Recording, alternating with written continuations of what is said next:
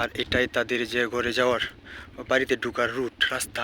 দেখেন ছোটো ছোটো বাচ্চারা তারা কিন্তু আপনার কত সুন্দর মাছ মারতেছে। কি মাছ মারছো?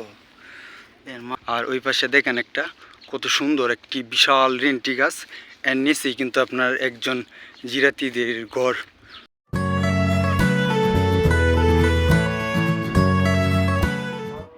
আমি এখন আসছি আপনার সাগলি গ্রামের যে আপনার সুন্দর যে রাস্তাগুলি বা সাগলি গ্রামের অসাধারণ দৃশ্যগুলি আপনাদের মাঝে তুলে ধরার জন্য।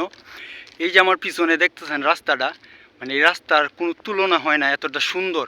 আপনি যদি একবার আসেন আপনার কাছে অবশ্যই ভালো লাগবে এইসব রাস্তা বা এই যে সাগলি গ্রামের যে বিচিত্রময় তাদের যে জীবনচিত্রও তুলে ধরবো এই ভিডিওর মাধ্যমে। তো এই যে দেখেন রাস্তাটা আপনার কত সুন্দর রাস্তা, চারপাশে আপনার এই পাশে আপনার সবুজ সবুজ মাঠ, হ্যাঁ, আর এই পাশে আপনার তাদের যে জমি, কৃষি জমি, হ্যাঁ, আর মাঝখান দিয়ে কিন্তু আপনার সরু পাকা রাস্তা, কত সুন্দর একটা মুমেন্ট। মানে এইসব রাস্তায় যদি আপনি হাঁটেন একবার বিকেল টাইমে, আপনার কাছে যত ক্লান্তি আছে সবই কিন্তু আপনার নিমিষেই বিলীন হয়ে যাবে। এইসব জায়গায় চারপাশে কত শান্ত বাতাস, কত ভালো লাগে একটা কাজ করব। এই হাওড় অঞ্চলে যদি আপনি এইভাবে ঘুরতে আসেন বা কিছুটা সময় দেন, মানে আপনার কিছুটা মেরা গাছ আছে কত সুন্দর, ওর ওই পাশে এইগুলি আপনার ইজল গাছ। তো হিজল গাছটি অবশ্যই আপনাদেরকে দেখাবো কত সুন্দর একটি জায়গা। এই আপনার সাগলি গ্রাম বা সাগলি গ্রাম ঢুকতেই যে রাস্তাটা, এটা আপনার কি গাছ সম্ভবত আমি চিনি না। দেখেন এদিক দিয়ে ছিদ্র হয়ে ওই দিক দিয়ে গেছে গা, কতটা পুরনো আর একদম বিলীন হয়ে গেছে গা, মানে ভিতর খায়া কোনো কিছু নাই। দুপাশে একদম কুলার মতো দাঁড়িয়ে আছে। এই গাছটা কিন্তু এই অবস্থায় হয়ে গেছে সম্ভবত। এই কী গাছ এটা অবশ্যই আপনাদের আমি চিনতে পারলাম না। আর এই যে দেখেন মাঠ, এটির মধ্যে কিন্তু আপনার জিরাতি তাদের যে স্থাপনা, এই গোলাগুলি এটি আছে। আর সামনে আপনার খোলা মাঠ ছিল। আর যে এই পাশে এটি হলো আপনার হিজল গাছ। তো হিজল গাছের কিন্তু আপনার এখন প্রচুর পরিমাণ তাদের যে ফল, হিজল গাছের এই ফুল ছেড়ে কিন্তু ফল হয়ে গেছে গা। আর এটাই হিজল গাছের যে চিত্রটা।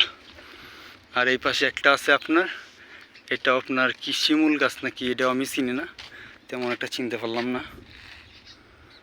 আর ওই দেখেন চিত্রটা।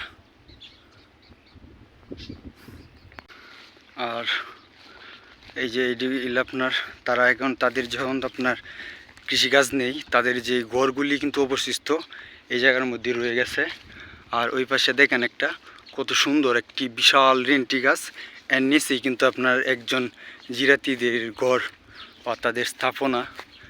কত সুন্দর, মানে এখানে আপনার কোনো রোদ নাই, কোনো কিছু কিন্তু পড়ে না, কিন্তু এটা সম্ভবত তালাবদ্ধ। এটার ভিতরে তো আপনার কিন্তু কিছু এখন কেউই নাই। আর এইভাবে কিন্তু রাখছি।